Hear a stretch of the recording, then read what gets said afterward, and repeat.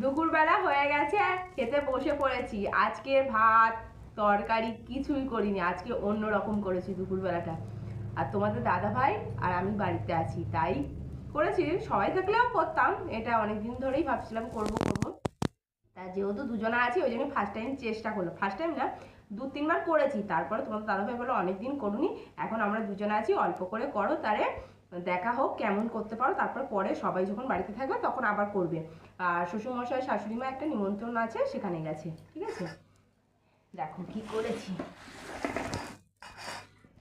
অনেকদিন পরে করেছি। এই দেখো চিকেন বিরিয়ানি, এই দেখো এই দেখো এই দেখো চিকেন বিরিয়ানি কতটা, এই দেখো এই দেখো, দেখলে ভালো করে বোঝা যাবে। এই দেখো চিকেন বিরিয়ানি, ও কি দারুণ গন্ধ পেয়েছি। এখন খাবো, খিদে পেয়েছে প্রচুর জোরে, অনেকটা বেলা হয়ে গেছে, একা আছি বাড়িতে, সব কাজবাজ করতে করতে দেরি হয়ে গেছে।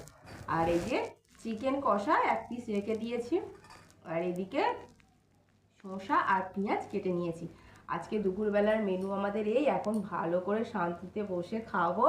আর রাতে আর দুপুরবেলা একেবারে করে নিয়েছি খাবো বলে। ঠিক আছে, অনেকটাই করেছি। চলো, যদি ভালো হয় আবার নেক্সট টাইম সবাই বাড়িতে থাকবে তখন আবার করবো। আজকে দুপুরবেলার মেনু আমাদের।